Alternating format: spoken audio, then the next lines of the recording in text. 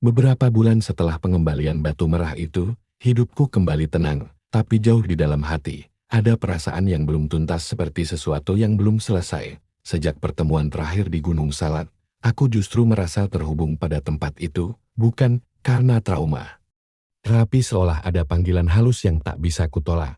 Aku pun kembali menghubungi Pak Ganda, sesepuh yang dulu menolong kami. Saat aku menyampaikan keinginanku untuk melakukan semedi, ia terdiam cukup lama. Lalu hanya berkata, kalau kamu benar-benar ingin bertemu, siapkan hatimu, karena yang akan kamu temui bukan lagi bayangan, tapi wujud sejatinya. 2 hari sebelum perjalanan, aku diberi beberapa pantangan, tidak makan daging selama 3 hari, harus membawa air dari 7 mata air berbeda, tidak boleh membawa benda logam ke tempat semedi.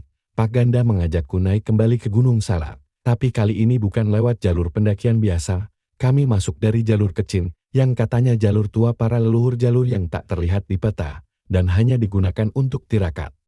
Kami mendaki selama 4 jam dalam diam. Tak ada suara burung, tak ada angin, hanya suara napas kami dan langkah yang berat. Lalu, kami tiba di sebuah batu besar berbentuk seperti gerbang terbuka.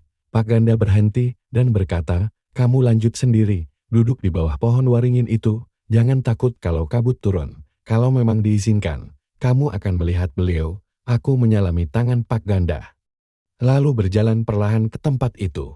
Aku duduk bersila di bawah pohon waringin besar. 3 dupa kecil menyala, dan mataku terpejam. Jiwaku kosong, hatiku terbuka. Waktu terasa melambat, kabut mulai turun. Hawa dingin menyusup, bukan dari cuaca, tapi dari sesuatu yang lebih dalam, lebih tua. Lalu, aku merasakan ada yang berdiri di hadapanku. Aku membuka mata perlahan. Di depanku berdiri sosok yang sama Eyang Manik. Tapi kini, tak seperti sebelumnya. Wajahnya tampak bersinar lembut, berjubah putih dengan benang emas, dan kulitnya bukan seperti manusia biasa, lebih halus, hampir transparan, seperti cahaya yang padat. Akhirnya kamu datang dengan niat bersih. Kenapa aku? Tanyaku, tanpa suara keluar dari mulut, tapi ia mendengarnya. Karena tidak semua yang memanggil Eyang Manik, tidak semuanya akan ditemui.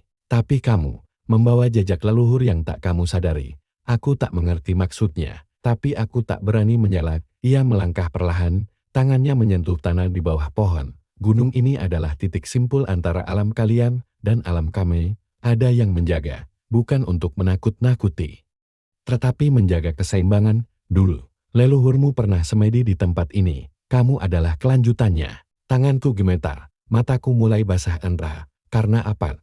Tiba-tiba aku merasakan kenangan yang bukan milikku, seperti kilasan hidup dari masa lalu. Seorang pria bersorban putih duduk bersila di tempat yang sama. Wajahnya mirip dengan kakakku yang sudah lama meninggal. Eyang Manik berkata lagi, kalau kamu siap, kamu bisa jadi penjaga berikutnya. Tapi tak semua manusia siap menjaga yang tak terlihat. Seketika, tubuhku ringan, aku seperti terbang dalam ruang tanpa batas, melihat gunung dari atas, melihat jalur-jalur halus cahaya menghubungkan puncak, lembah, dan desa di bawahnya. Lalu semuanya gelap. Aku terbangun saat fajar. Dupa telah padam di depanku. Tak ada siapa-siapa, tapi di bawah pohon tempat Eyang Manik berdiri, ada segumpal rambut putih halus dan bunga melati basah. Pak Ganda menemuiku dengan senyum tenang. Ia tak banyak bertanya, hanya berkata, kalau kamu sudah melihat wajahnya, itu tandanya kamu diterima. Sejak hari itu, aku tahu, hidupku tak akan biasa lagi. Aku membawa tanggung jawab gaib, bukan untuk menjadi dukun atau guru spiritual, tetapi untuk menjaga keseimbangan antara manusia dan alam. Karena Gunung Salak bukan hanya tempat pendakian, ia adalah pintu, dan Eyang Manik adalah penjaga di ambang batas.